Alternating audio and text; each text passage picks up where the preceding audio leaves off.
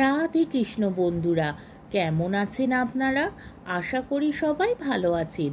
আজকে আবার একটা নতুন ভিডিও নিয়ে হাজির হয়ে গেছি। ভিডিওটি শেষ অবধি দেখার অনুরোধ রইল।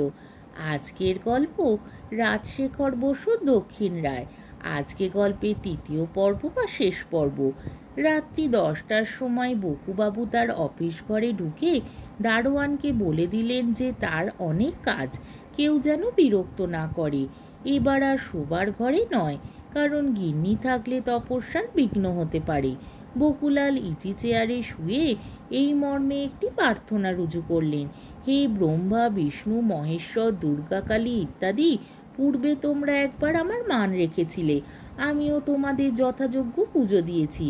তারপর নানান ধান্দায় আমি ব্যস্ত, তোমাদের তেমন খোঁজ খবর নিতে পারিনি। কিন্তু মনে মনে করো না বাবারা, কিন্তু গিন্নি বরাবরই তোমাদের কলাটা মূলোটা জুগিয়ে আসছেন। সোনা রূপও কিছু কিছু দিয়েছেন। ওই যে তার রূপোর তাম্রকুণ্ড, কোষাকুষি, ঘণ্টা, পঞ্চপ্রদীপ, শালগ্রামের সোনার সিংহাসন, সে তো আমারই টাকায় আর তোমাদেরই জন্যে। আর আমিও দেখো এখন একটু ফুরসত পেয়েই ধর্মে কর্মে মন দিয়েছি, ঠিকই রেখেছি, গোসেবা করছি। এখন আমার এই নিবেদন, রামজাদু বেটাকে ঘাল করো, ওকে ভোটে হারাবার কোনো আশা দেখছি না। দোহাই 33 কোটি দেবতা, ওটাকে বধ করো, কিন্তু এক্ষুনি নয়। নমিনেশন পেপার দেবার 2 দিন পরে, নয়তো আর একটা ভুইফোট দাঁড়াবে।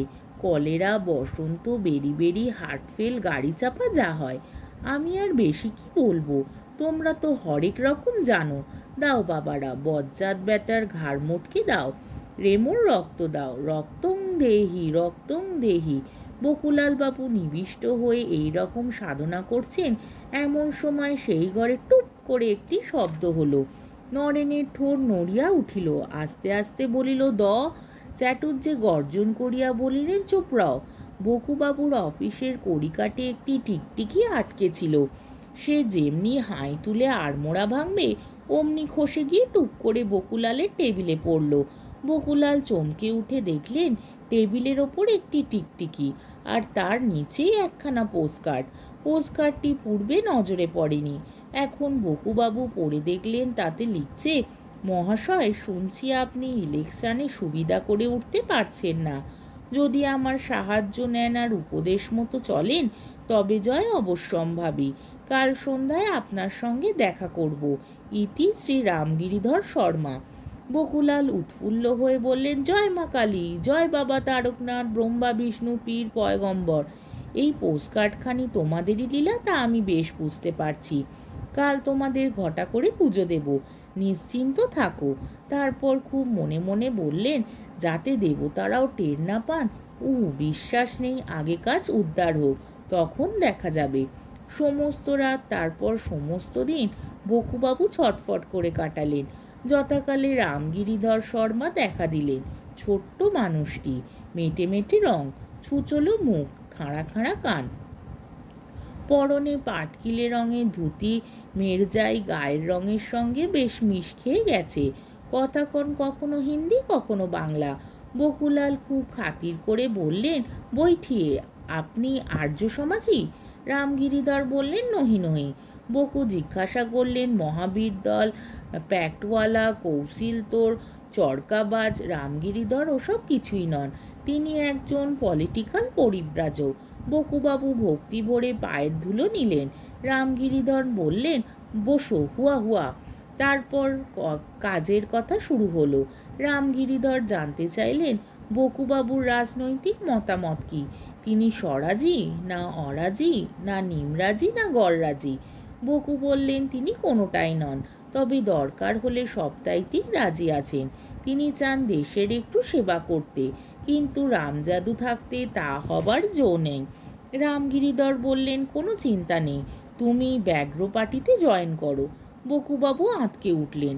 রামগিরিধর বললেন, আমি অতি গুহ্য কথা প্রকাশ করে বলছি শোনো, এই পার্টির সভ্য সংখ্যা একেবারে গোনাগুন্তি 363। আমি এর সেক্রেটারি। একটি মাত্র ভ্যাকেন্সি আছে, তাতে ইচ্ছা করলে তুমি আসতে পারো। কাউন্সিলের সমস্ত সিট আমরাই দখল করব। বকুর ভরসা হলো না। বললেন, তা পেয়ে উঠবেন কি করে? শত্রু অতি প্রবল, হটাতে পারবেন না। নিখিল বঙ্গীয় সর্পনাশক ফান্ডের সমস্ত টাকা ওরা হাত করেছে। রামগিরিধর খ্যাক খ্যাক করে হেসে বললেন, আমরা সর্প নই। ফান্ড না থাক, দাঁত আছে, নখ আছে। বাবা দক্ষিণ রায় আমাদের সহায়, তার কৃপায় সমস্ত শত্রু নিপাত হবে। তিনি কে চেনো না? ৩৩ কোটির মধ্যে তিনি এখন জাগ্রত, আর সবাই ঘুমোচ্ছেন। বাবা তোমার ডাক শুনতে পেয়েছে, নাও এখন ক্রিডে সই করো। অতি সোজা ক্রিড, কেবল বাবার নিত্যকার খোরাক জোগাতে হবে। তার বদলে পাবে শত্রু মারবার ক্ষমতা আর কাউন্সিলে অপ্রতিহত প্রতাপ।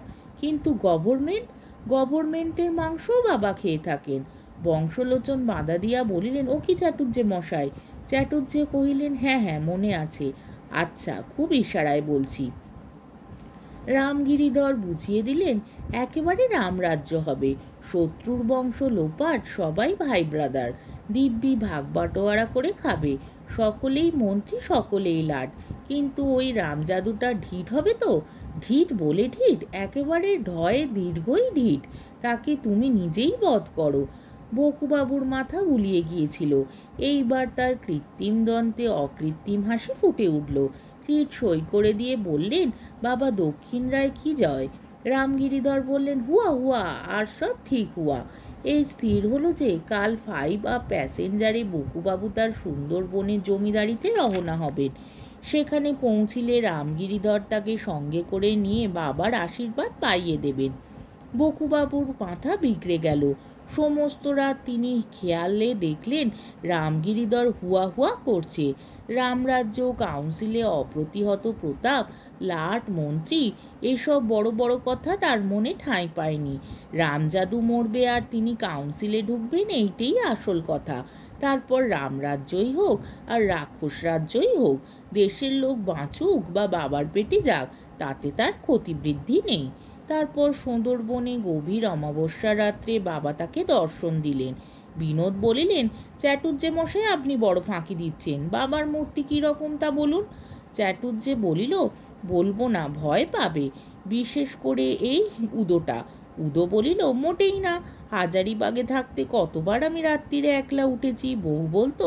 চাটুর্যে বলিলেন, বউ বলুক গে। বাবা প্রথমটা সৌম্য ব্রাহ্মণের মূর্তি ধরে দেখা দিয়েছিলেন। বকুলালকে বললেন, বৎস, আমি তোমার প্রার্থনায় খুশি হয়েছি। এখন বর কি নেবে বলো। বকুবাবু বললেন, বাবা আগে রামজাদুটাকে মারো, ও আমার চিরকেলের শত্রু। বাবা বললেন, দেশের হিত। বকু উত্তর দিলেন, হিত এখন থাক বাবা, আগে রামজাদু। বাবা বললেন, তাই হোক। ক্রিট সই করেছ, এখন তোমায় যাতে তুলে দিই। এতে কহিয়া প্রভু রায় মহাশয় ধরিলেন নিজ রূপ, দেখে লাগে ভয়। পর্বত প্রমাণ দেহ মধ্যেক্ষীণ কোটি, দুই চক্ষু ঘোরে যেন জ্বলন্ত দেউটি।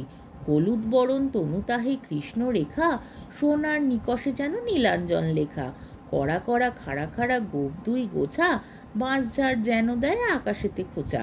মুখ যেন গিরিগুহা রক্তবর্ণ তালু, তাহে দন্ত সারি সারি যেন শাক আলু। দু চোয়াল বহি পড়ে সাদা সাদা গেঞ্জো, আছাড়ি পাছাড়ি নাড়ে বিষাদ লেঞ্জো। ছাড়েন হুঙ্কার প্রভু দন্তকর মরি, জীবজন্তু যে যেখানে ভাগে দরদরি। ভয় পাগা দেবগণ ইন্দ্রে দেয় ঠেলা, কহে দেব রাজহান বজ্র এই বেলা। ইন্দ্র বলে, ওরে বাবা, কিবা বুদ্ধি দিলে, রহিবে পিতার নাম আপনি বাঁচিলে। চোখে বান্ধ ফেটা বাপা, কানে দাও রুই, কপাট ভেজেঙ্গা সকাত খাও ঢোক দুই। বাবা দক্ষিণা রায় তার লেজটি চট করে বকুবাবুর সর্বাঙ্গে বুলিয়ে দিলেন। দেখতে দেখতে বকুলাল ব্যগ্ররূপ ধারণ করলেন। বাবা বললেন, যাও বৎস, এখন চড়ে খাওগে। চাটুর্যে হুকায় মনোনিবেশ করিলেন। বিনোদবাবু বলিলেন, তারপর? তারপর আবার কি? বকুলাল কেঁদেই আকুল। ও বাবা, এ কি করলে? আমি ভাত খাবো কি করে? শোবো কোথায়? সিল্কের চোগা চাপকান পরবো কি করে? গিন্নি যে আর চিনতে পারবেন না গো। বাবা অন্তর্ধান। রামগিরিধর বললে, আবার ক্যা হুয়া? গোল মাত কারো, এখন ভাগো, শত্রু পাকার পাকারকে খাওগে। বকুলাল নড়েন না, কেবলই ভেউ ভেউ কান্না। রামগিরিধর ঘ্যাক করে তার পায়ে কামড়ে দিলে। বকুলাল ল্যাংচাতে ল্যাংচাতে পালালেন। পরদিন সকালে কজন চাষা দেখতে পেলে একটি বৃদ্ধ ব্যাগ পগারের ভেতর ঢুকছে। চ্যাংদোলা করে নিয়ে গেল ডেপুটি বাবুর বাড়ি। তিনি বললেন, এমন বাঘ তো দেখিনি, গাধার মতো রং, আহা শেয়ালে কামড়েছে, একটু হোমিওপ্যাথিক ওষুধ দিই, একটু চাঙ্গা হোক, তারপর আলিপুরে নিয়ে যেও, বকশিস মিলবে। বকুবাবু এখন আলিপুরেই আছেন, আর দেখা সাক্ষাৎ করিনি, ভদ্রলোককে মিথ্যে লজ্জা দেয়া। বিনোদবাবু বলিলেন, আচ্ছা চাটুর্যে মশাই, বাবা দক্ষিণ রায় কখনো গুলি খেয়েছেন? গুলি তাকে স্পর্শ করতে পারে না, তিনি না খান, তার ভক্তরা কেউ খাননি কি? দেখ বিনোদ, ঠাকুর দেবতার কথা নিয়ে তামাশা করো না, তাতে অপরাধ হয়। আচ্ছা বসো তোমরা, আমি উঠি। আজকের গল্পটি এখানেই শেষ হলো। আমার ভিডিওটি যদি আপনাদের ভালো লেগে থাকে তাহলে আমাকে কমেন্টের মাধ্যমে আপনাদের মূল্যবান মতামত অবশ্যই জানাবেন, এবং আমার ভিডিওটিকে লাইক ও শেয়ার করার ও আমার চ্যানেলটিকে সাবস্ক্রাইব করারও অনুরোধ রইল। তাহলে আজকের ভিডিওটা এই অবধি। পরের দিন আবার অন্য কোনো গল্প নিয়ে হাজির হয়ে যাব।